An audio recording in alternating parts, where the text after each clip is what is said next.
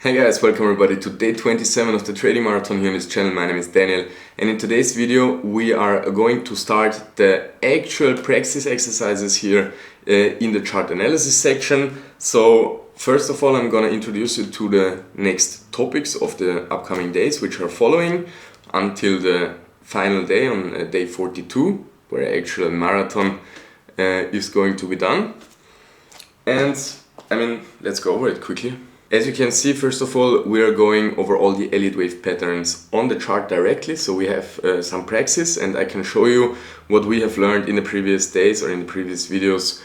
In theory, also how it exactly looks on the chart, how you can detect it, and how you can, based on that, plan your upcoming trades. So from day 27 to 29, we will go over the impulses on the chart. From day 30 to 33, we will go over the Elliott wave corrections on the charts.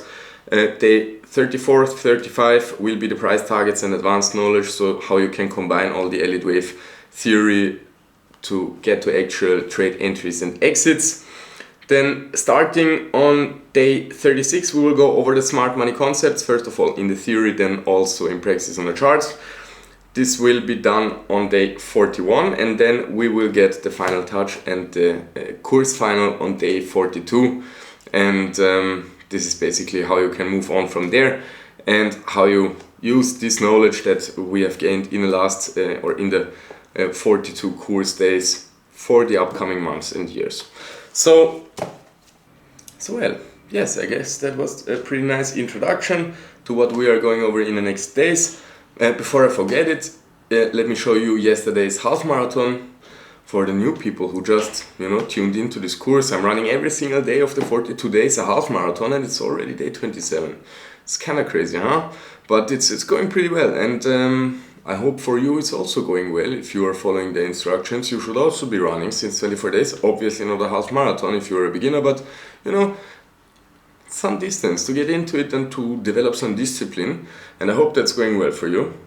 If it's not going well for you, I will tell you this will lead to some serious disciplinary issues later on when you try to execute a trading strategy, so really try to keep that on, okay? And yes, let's go over now to the topic of today's video. I have, as always, prepared some graphic for you that I first want to go over with, or that we can use now to find the pattern that we are looking for on the chart. Today's video is all about the leading diagonal pattern. And let's first take a quick look at the graph that I prepared just to refresh the knowledge. The leading diagonal is one of our three impulsive patterns. It consists always out of 5 waves. It can happen obviously to the upside or the downside, but it can only happen at the beginning of a wave. So at a wave 1 or a wave A, that's why it's called leading diagonal. And it looks kind of like a wedge pattern. There are 2 types of leading diagonals. There are the ones which have only 3 wave moves in every single of its 5 moves. So 3 wave move, 3 wave move, 3 wave move, 3 wave move, 3 wave move. And there are also the type of leading diagonals which have an impulse, correction, impulse. So 5 wave move, 3 wave, 5 wave, 3 wave, 5 wave. Both it's approximately equally likely, so you really need to prepare for both, or you really need to look out for both.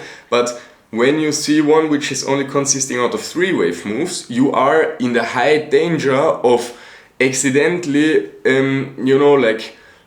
mistake it for a WXYZ, so a 333. So be careful with the 3 wave ones. But with the 5 wave ones, I think you should have a pretty nice likelihood of detecting what's going on. And well, that was just all we needed to refresh our knowledge. We went through all of that already, but now let's go on the chart directly and let's find some leading diagonals. And it's pretty nice that I have it on the chart here already, so we can just check out some start of waves. And for example, I see clearly one here right now. As you can see, let's check out this X wave. So we know already what an X wave is, right? An X wave is a 3 wave move which is a correction, which happens in a WXY or a WXYZ. But in any case, it's a 3 wave correction.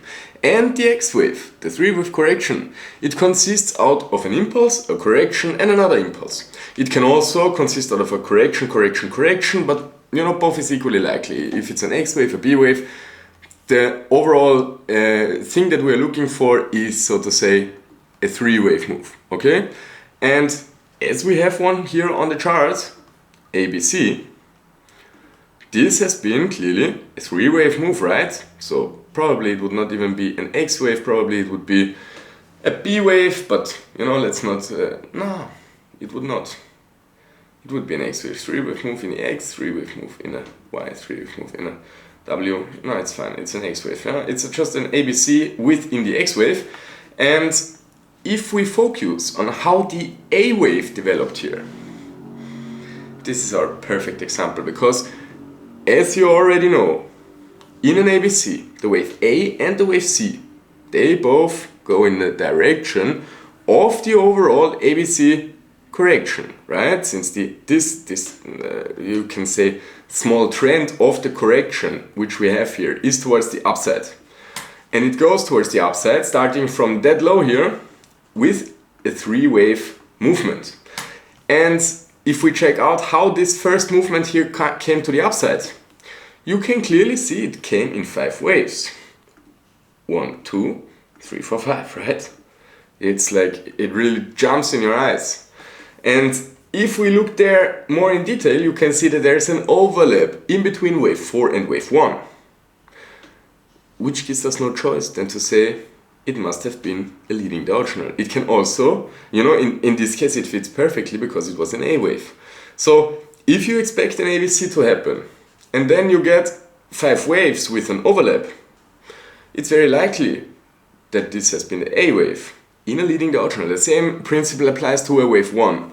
So whenever you see something like this, you can expect it to be some kind of, a start from there, but not expect it to be a full bottom. Just expect it to make at least another B and a C, as it also happened. And you can see also the B wave, it came in a WXY, and the C wave, it came, well, you could say,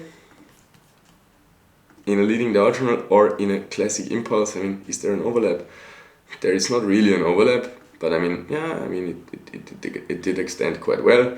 So you could consider that as a classical impulse, and you could consider that in any case or in every case as a leading diagonal. And it's also fitting because it leads this correction. This also makes kind of sense. In tomorrow's video we will go over the ending diagonal. We will find an ending diagonal on the chart, and I can spoil you already, it will just be the exact same shit, with the only difference that I will point it out within a C wave, since it ends the move. Same thing, it can also, should we find another leading diagonal, or do you get the concept? Well, should we look for another example? Where would be a decent example? Here, for example. You get the idea that this was a 5-wave move.